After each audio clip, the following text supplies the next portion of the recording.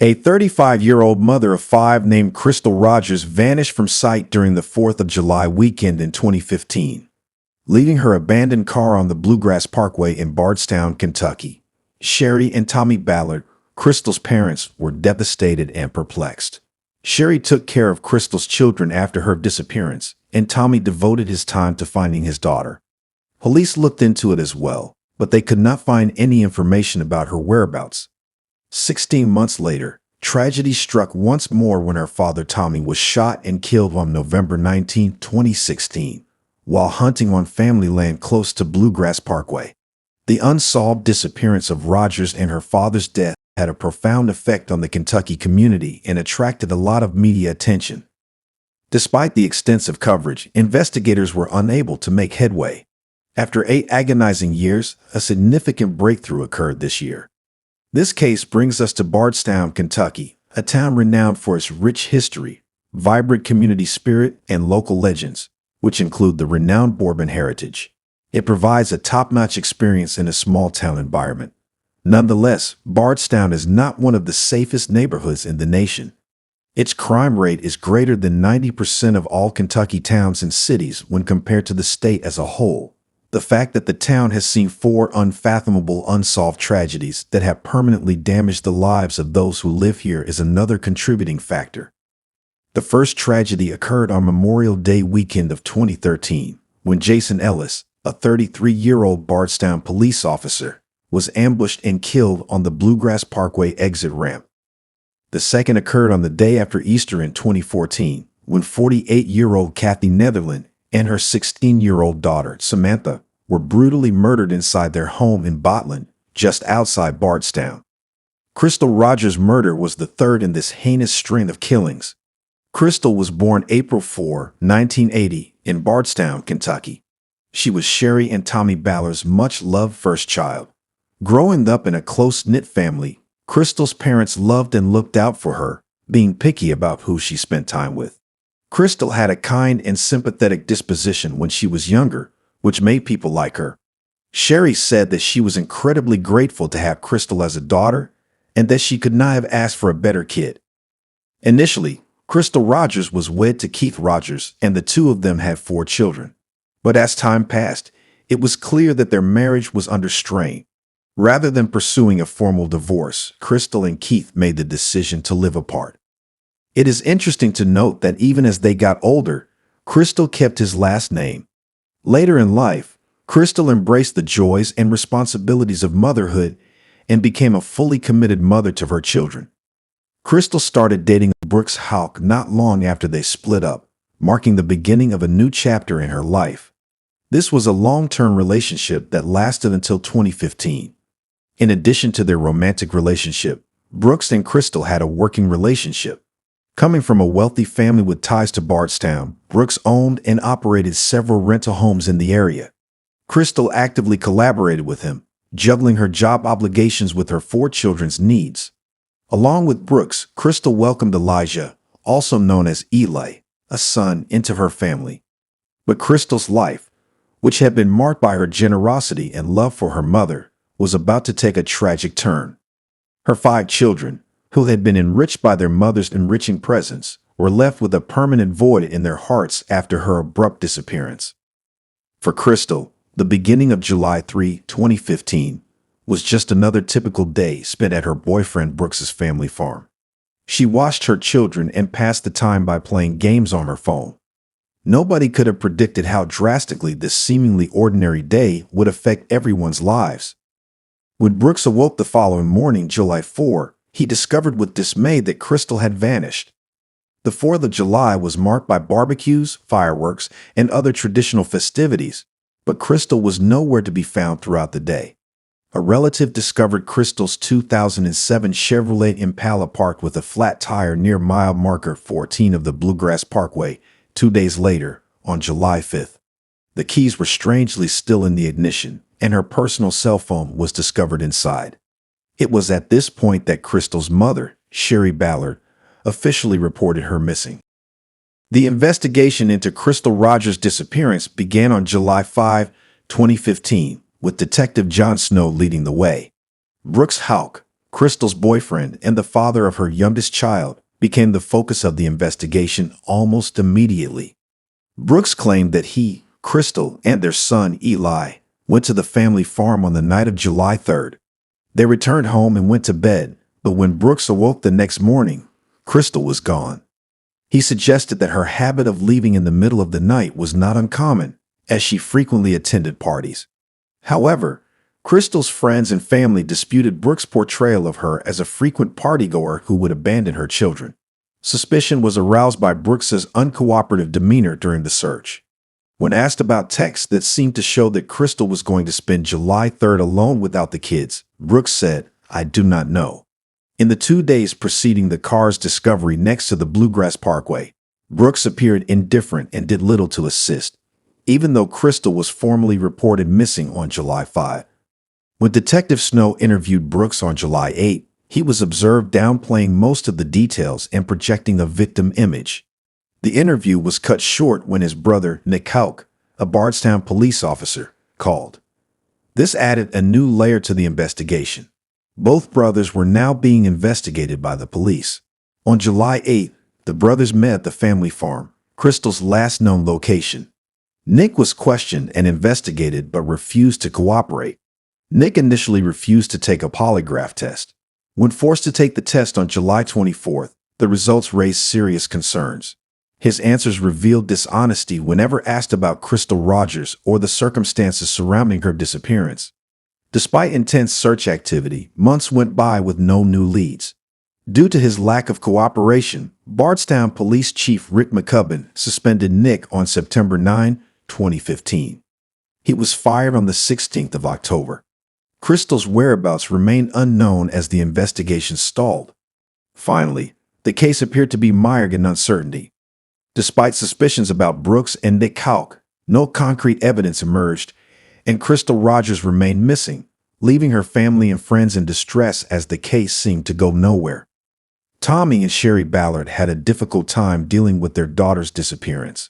They took on the role of guardians for 3 of Crystal's 5 children, trying to keep things normal for the kids while simultaneously bringing attention to Crystal's situation. Sherry talked to the media about the situation on a regular basis, but Tommy, her father, adopted a more hands-on style. Tommy actively participated in setting up searches, conducting interviews, and requesting information from the sheriff's office. It appeared as though he was conducting an independent inquiry in addition to the formal search for his daughter. He even thought about running for the sheriff's post when things appeared to be slowing down. His goal was to take charge of the unit looking into his daughter's case, and ideally, produce more noticeable outcomes. Soon after Crystal vanished, the Ballard family suspected Brooks and his brother of being involved in a foul play. They publicly implied Brooks's guilt earlier, casting doubt on the veracity of his relationship with Crystal. Tommy and Sherry intensified their legal actions against Brooks in the second half of 2015. They were worried that Brooks would try to leave the area with Eli, who was selling real estate quickly and at an unusually low price. To stop him from leaving, the Ballards took legal action. Aside from this court case, Tommy continued to look for his daughter. He seemed to get a little paranoid in the process. Especially in 2016, he turned into a fervent safety advocate, pushing family members to regularly carry firearms and install security cameras at home. Looking back, it is obvious that Tommy's second significant loss had a profound impact on him. Following the murder of his sister in 1979, and now nearly 40 years later, his daughter vanished. In addition, Tommy confided in his wife, Sherry, that he thought someone was following him. People who knew Tommy well understood his fear of something bad happening to him or his family, especially during the holidays. As the year came to a close, the Ballards filed a legal motion to keep Brooks in the area. They'd also started a lengthy legal battle over religious custody that would last for years to come. Ed Medley, the Nelson County Sheriff, formally declared Crystal Rogers to be most likely dead on October 16, 2015. He identified Brooks Houck, her boyfriend, as the main person to blame for her disappearance. The first arrest in connection with Crystal Rogers' disappearance was made public in December 2015. Danny Singleton, a seasoned worker who was regarded as Brooks Houck's right-hand man, was placed under arrest. Singleton had worked with Crystal and was rumored to be friendly with her. Due to his grand jury testimony earlier in the year, 53-year-old Singleton was arrested on December 16, 2015, on 38 counts of perjury.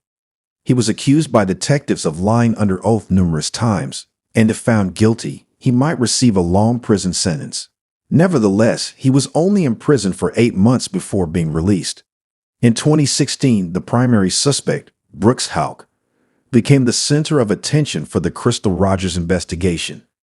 The detectives now focused on other family members after expanding their investigation to include his brother Nick. Attention was drawn to a white Buick that had belonged to their grandmother, Anna Whitesides.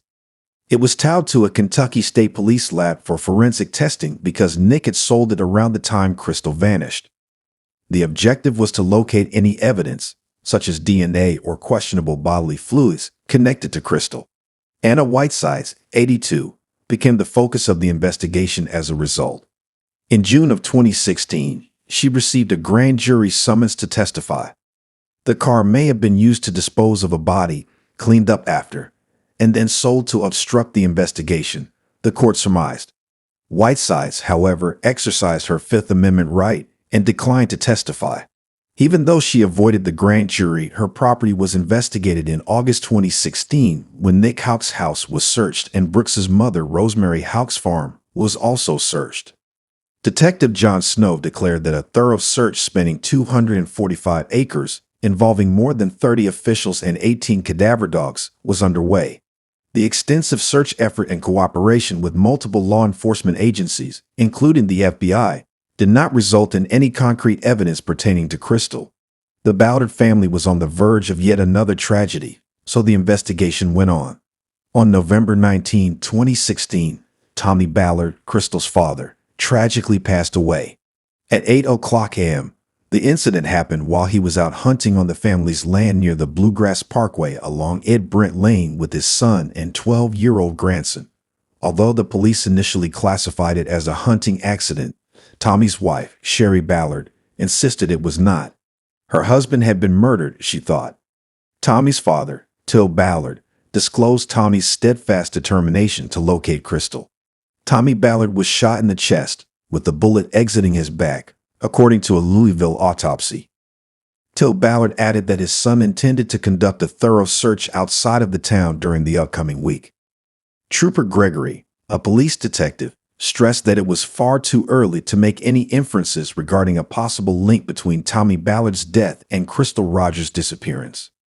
Trooper Gregory then called for prayers and support for the bereaved family, who had already been through a great deal, as the investigation into Tommy's shooting got underway.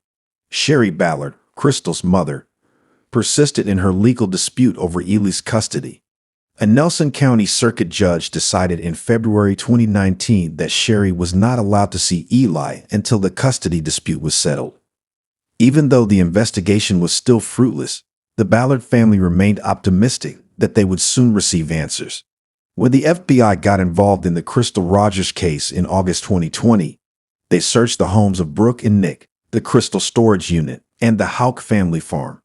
Following Crystal's disappearance, Brooks's construction company built houses in the Woodland Springs subdivision. On August 27, 2021, a subsequent surge there resulted in the recovery of an item of interest from under a driveway. The FBI asked anyone in Bardstown who knew anything to come forward. In October 2022, the Houck family farm was the subject of a second, multi-day search as part of the investigation.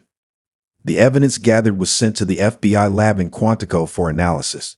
The FBI's involvement demonstrated the ongoing efforts to find the truth in a case that had left Crystal's family feeling confused and in need of explanations. By filing charges against a person who had not been identified before, authorities in the investigation into Crystal Rogers' disappearance made a significant advancement on June 21, 2023. This new information brought a depth to the long-running investigation that had first highlighted Brooks Houck as a potential suspect in Rogers' disappearance. The arrest also led to an investigation into a 2015 police interview with Brooks Houck, during which an additional person named Stephen Lawson was mentioned. There are rumors circulating that Stephen Lawson is related to someone by the name of Joseph Lawson, which could explain the possible connection and add another level of intrigue to the ongoing investigation. According to court records, 32-year-old Joseph Lawson is accused of conspiring to commit murder and participating in the tampering of physical evidence. Lawson was charged in connection with an incident that occurred over the July 4th weekend in 2015, which also happened to be the time that Rogers was reported missing. During this critical time, Rogers' possessions, including her phone, purse, and keys, were found inside her vehicle on the Bluegrass Parkway. Lawson was specifically charged in the indictment with participating in the destruction, mutilation, concealment, or removal of tangible evidence. Joseph Lawson's arrest raised concerns about the circumstances surrounding Crystal Rogers' disappearance and the nature of Lawson's relationship to the woman who went missing. The details of what happened the night of Rogers' disappearance are still unknown, even after Lawson was arrested, creating holes in the story. On September 27, 2023, Brooks William Houck was taken into custody based on a one-page indictment that included accusations of murder and tampering with tangible evidence related to Crystal Rogers' death in July 2015. According to the unsealed indictment that a circuit court judge unveiled on Wednesday, Brooks was charged with killing Rogers on July 3rd or July 4th, 2015. The document does not, however, contain important information about the manner and location of her death. In a similar vein, Houck's purported tampering with case-related evidence was not explained in the indictment. Federal Bureau of Investigation spokesperson Timothy Beam, who is located in Louisville, verified that Brooks was arrested early on Wednesday in Bardstown. The FBI reports that the arrest was made at a work site without any problems. After being apprehended, Brooks was placed under arrest and placed under a substantial $10 million cash bond at the Nelson County Jail. Additionally, a judge issued an order barring him from communicating in any way with Crystal's family. Brooks was officially charged with Crystal's death at his first Bardstown arraignment on October 5th, following his arrest on September 27th. During the hearing, Special Prosecutor Shane Young stated that they had possession of the gun used to kill Tommy Ballard, which had been purchased from Mick Houck. He also suggested a link between the two homicides. On the other hand, Houck's attorney asked that his sizable $10 million bond be lowered to $500,000 with GPS monitoring. As Brooks awaited his trial for Crystal's murder, the Nelson County judge decided to uphold the initial bond amount. In addition, Elijah's grandmothers, Rosemary Houck and Sherry Ballard, engaged in a separate legal battle over custody of their grandson at the same time. Rosemary Houck has rescinded her custody request, though, following Brooks Houck's arrest. Sherry Ballard and her family, along with Crystal's 5 children, expressed their happiness at the arrest. Residents of Bardstown expressed similar feelings regarding the arrest in the Crystal Rogers case. It is evident that the arrest of Brooks Houck evoked a variety of feelings in both the Bardstown community at large and among those directly involved in the case. Kentucky as a whole, as well as the local community, were greatly impacted by the Crystal Rogers disappearance investigation. Over time, the case engulfed the area, resulting in a great deal of publicity, a lot of interviews, and thorough searches. It seems that the case may have finally found closure after 8 years of agonizing uncertainty.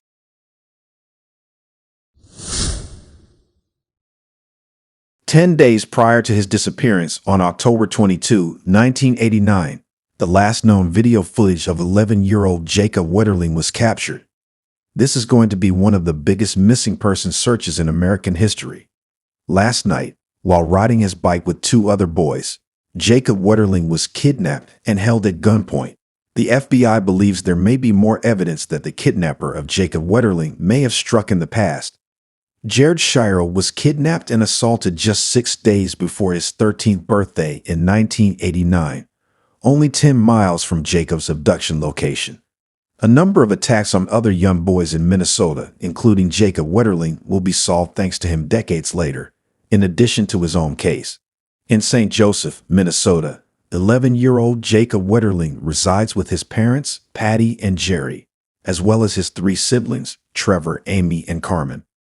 On October 22, 1989, a cool but not too cold October morning, Jacob and Jerry went fishing before returning in time for the Vikings game to kick off at noon. Watching Vikings football was somewhat of a family ritual.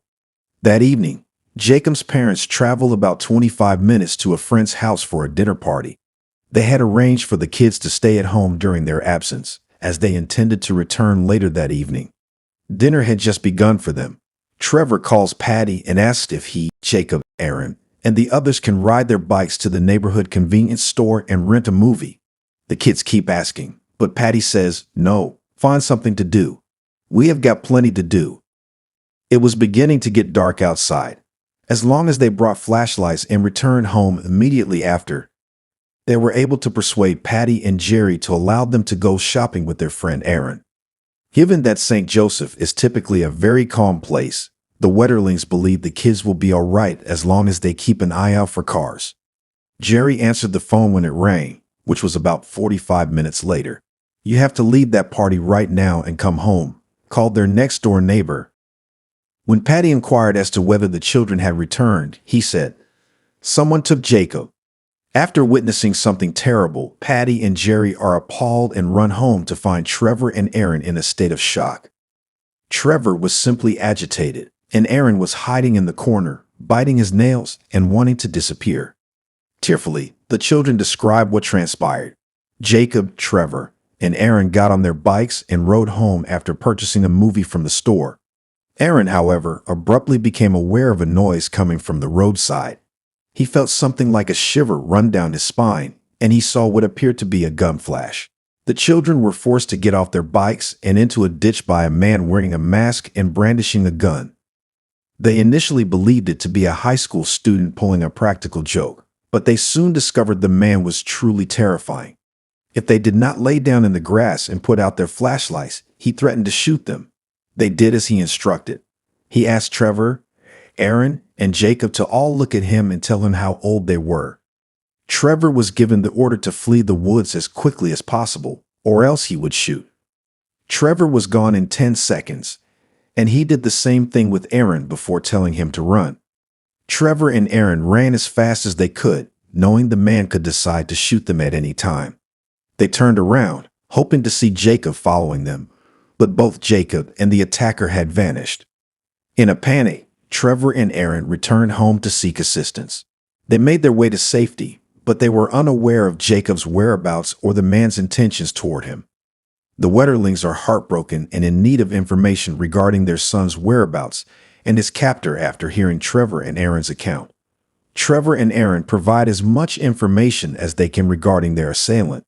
One of the most extensive missing person searches in American history is launched in an attempt to find Jacob. Days go by, and no one is able to locate him. However, the Wetterlings may have their best chance of finding him in the form of Jared Scheierl, a young victim. 9 months prior to Jacob's disappearance, on January 13, 1989, 12-year-old Jared Scheierl was content with his family's life in Cold Spring, Minnesota, a small town located just 10 miles away from the Wetterlings. He and his friends went ice skating that evening. They then purchased malts from a cafe. What had seemed like a normal night soon turned gloomy. Jared approached his friend Corey as the boys prepared to leave for home. They strolled through the small alleyway in the backyard before Jared asked Corey to walk him home, but Corey turned him down. Jared bid farewell and set out on his lonesome walk home.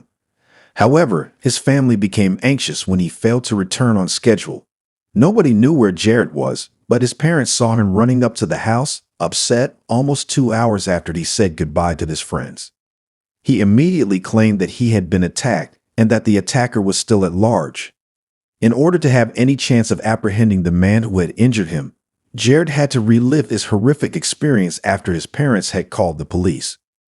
Jared probably started walking home at 9 o'clock or 9:30 p.m.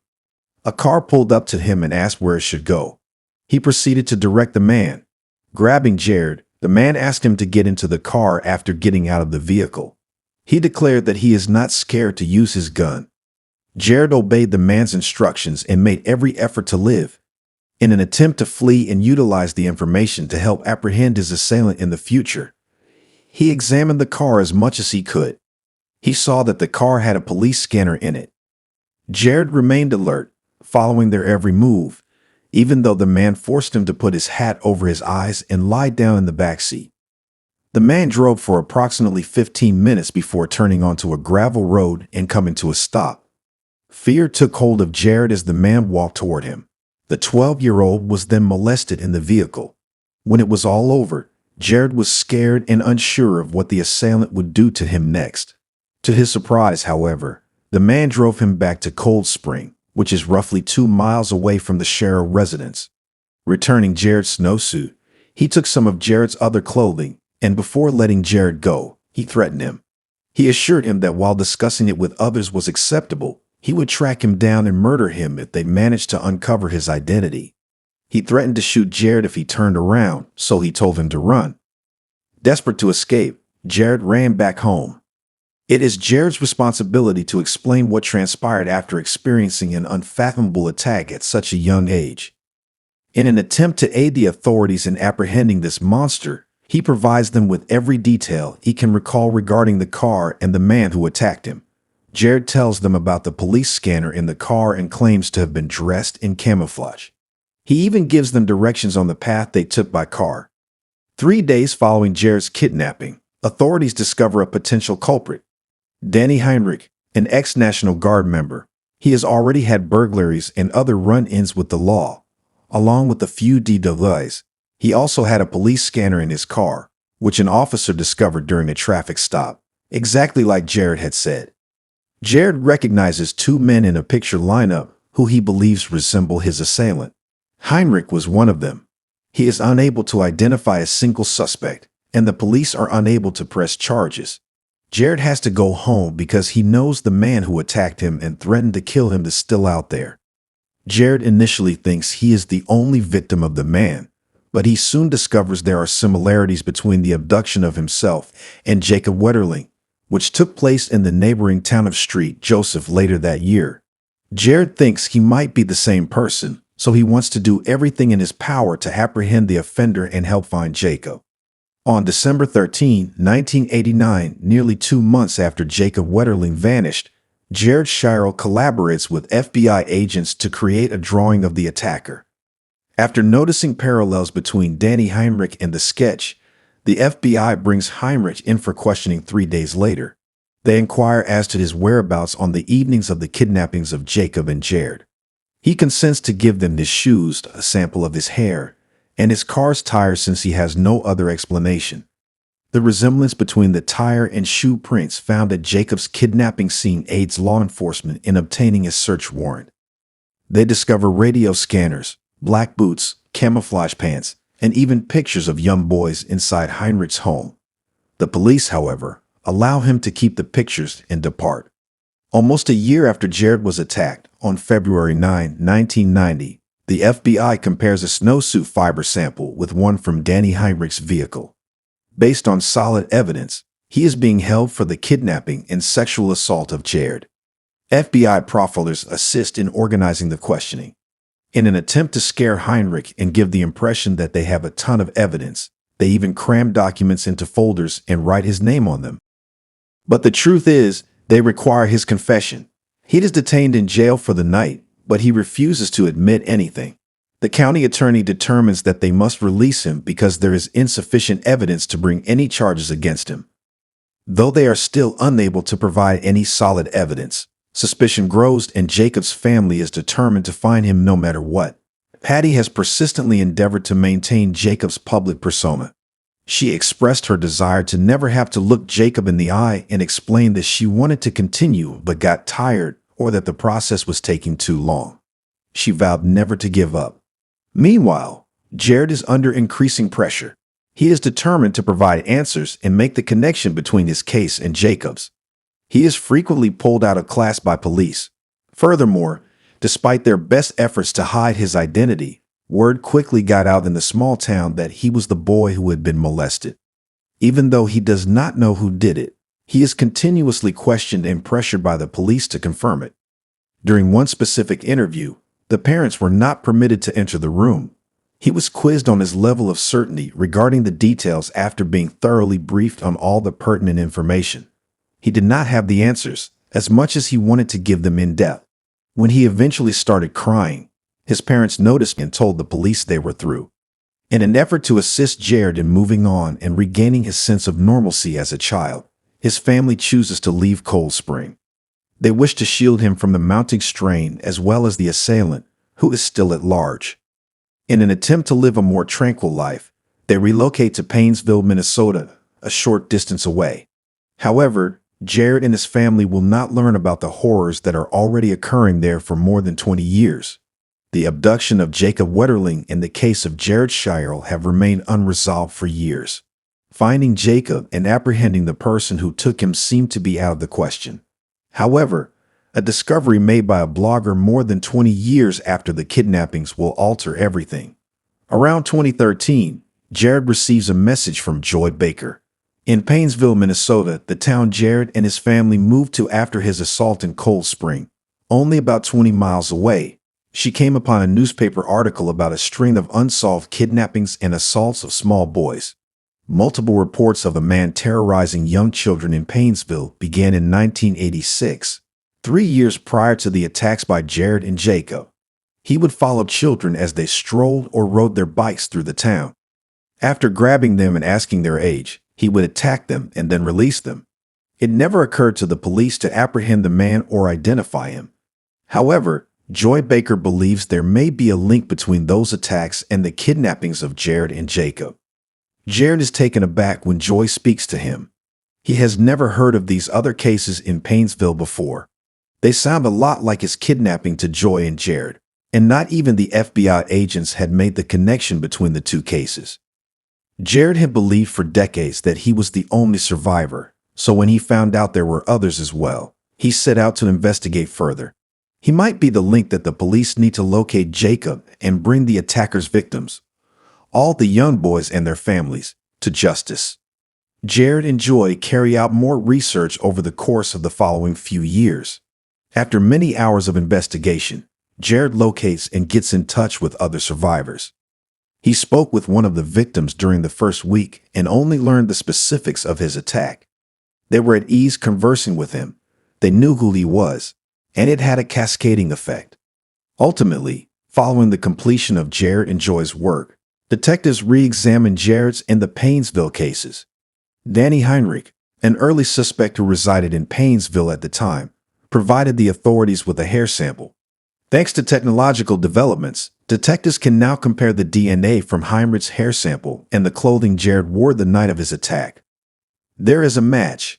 Police now have concrete evidence that Heinrich is the one who attacked Jared, but Jared discovers that he will be unable to charge him with the crime. There are statutes of limitations in Jared's case, and Heinrich is immune from prosecution.